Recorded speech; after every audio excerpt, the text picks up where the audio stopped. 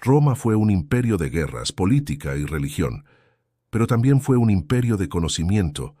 Detrás de sus mármoles, de sus templos y de sus foros, hubo hombres y mujeres que se atrevieron a mirar más allá de lo permitido, que diseccionaron cuerpos en secreto, que estudiaron el alma, la sangre, la enfermedad y la muerte con la obsesión de los dioses. Hoy en Roma prohibida, exploramos la historia oculta de la ciencia prohibida en la antigua Roma, una historia de médicos que desafiaron a la religión, de filósofos que rozaron la herejía y de anatomistas que buscaron respuestas en la carne.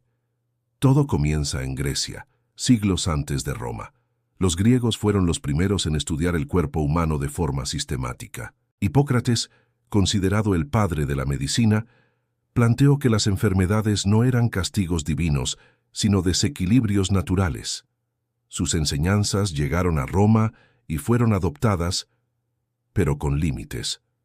Roma admiraba a los sabios griegos, pero su cultura era profundamente religiosa y supersticiosa. El cuerpo era sagrado. La disección de cadáveres humanos era considerada impía. Aún así, en la sombra, algunos se atrevieron. Uno de los más famosos fue Galeno de Pérgamo. Aunque nació en Asia Menor, su fama lo llevó a Roma en el siglo II a.C. Allí se convirtió en médico de gladiadores, luego en médico imperial. Galeno no podía diseccionar humanos, pero lo hacía con monos, cerdos y otros animales. Su conocimiento anatómico era sorprendente para la época. Identificó nervios, arterias, músculos. Creía que el cerebro era el centro del pensamiento, algo revolucionario. Pero también cometió errores, precisamente por no poder trabajar con humanos. Muchos de sus estudios fueron copiados y repetidos por siglos, incluso con sus fallos. Pero Galeno no estaba solo. En el subsuelo de Roma, lejos de la mirada del Senado y del clero, hubo escuelas secretas, círculos de médicos, alquimistas y filósofos que estudiaban el cuerpo humano como si fuese un mapa sagrado. Algunos usaban cuerpos de esclavos ejecutados, otros cadáveres robados. Las disecciones se realizaban de noche, en criptas o casas alejadas. Los asistentes debían jurar silencio. No era solo por miedo al castigo, era por respeto al conocimiento. Uno de los textos más enigmáticos hallados en los restos de Herculano, tras la erupción del Vesubio, describe una sala del conocimiento interno. Se cree que era una biblioteca médica privada. Algunos papiros mencionan el sello del alma, una supuesta energía que salía del cuerpo al morir y que los médicos trataban de observar en los primeros minutos post-mortem. No hay pruebas concluyentes, pero sí hay indicios. Otros practicantes se adentraron en la alquimia. Buscaban la composición del cuerpo humano, su transformación, su relación con los elementos. Creían que el fuego purificaba la carne, que ciertos metales influían en la sangre, que la respiración podía contener el alma. Algunos mezclaban ciencia con religión.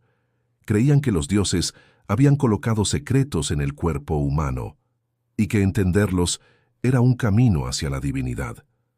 Esta idea, aunque peligrosa, atrajo a muchos jóvenes romanos educados en la filosofía estoica y pitagórica. En Alejandría, donde la cultura griega y romana se mezclaban con la egipcia, la ciencia floreció. Allí existieron escuelas anatómicas más tolerantes. Se sabe que Herófilo y Erasístrato, siglos antes de Roma, diseccionaron cuerpos humanos legalmente. Sus estudios influenciaron a muchos romanos, aunque de forma clandestina. En Roma, la medicina oficial seguía otras reglas. Los médicos más famosos atendían a los ricos, usaban sangrías, hierbas, rituales, pero muchos de ellos, en privado, estudiaban textos prohibidos, realizaban experimentos, incluso escribían bajo seudónimos para evitar la persecución. En las provincias del imperio, lejos de la capital, hubo más libertad. En Galia, Hispania, Egipto, médicos locales mezclaban la medicina romana con prácticas tradicionales. Se han hallado bisturís, sierras, fórceps y otros instrumentos quirúrgicos sorprendentemente avanzados. Algunos cementerios muestran indicios de trepanaciones craneales, amputaciones, incluso prótesis rudimentarias. ¿Quién enseñaba estas técnicas? ¿Quién las permitía? Uno de los casos más inquietantes es el de un médico llamado Rufus, mencionado en tablillas de Vindolanda, un fuerte romano en Britania, que describía tratamientos para heridas profundas y extrañas enfermedades de la piel. Algunos creen que experimentaba con compuestos químicos nunca documentados. Otro misterio es la existencia del Liber Animae, un libro mencionado en cartas de un senador retirado que contenía los secretos del interior y la cartografía del alma. Nunca se ha encontrado. Algunos creen que fue destruido por órdenes de la Iglesia siglos después. Otros que aún existe, oculto en alguna villa bajo tierra. Con la llegada del cristianismo como religión oficial, la ciencia prohibida fue aún más perseguida. El cuerpo humano pasó a ser templo de Dios, inviolable. Las disecciones se volvieron herejía. Muchos textos antiguos fueron quemados, las escuelas secretas cerradas. Algunos médicos huyeron al este, a Persia o a la India. Otros se ocultaron entre monjes copistas, disfrazando tratados médicos como obras filosóficas. Aún así, el conocimiento sobrevivió. Galeno, Hipócrates y otros fueron preservados.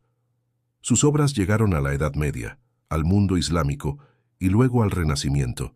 Allí sus ideas resurgieron renovadas, las disecciones volvieron, el cuerpo fue reexplorado, y los errores de siglos fueron corregidos, pero todo comenzó en Roma, en sus sombras, en sus criptas, en las mentes valientes de aquellos que, sin permiso ni gloria, se atrevieron a estudiar lo más prohibido, el cuerpo humano, no por morbo, no por poder, sino por comprender, porque en la carne, en la sangre y en los huesos creían encontrar las huellas de los dioses. En Roma prohibida, recordamos a esos buscadores del saber, porque incluso en el silencio, la ciencia sigue latiendo.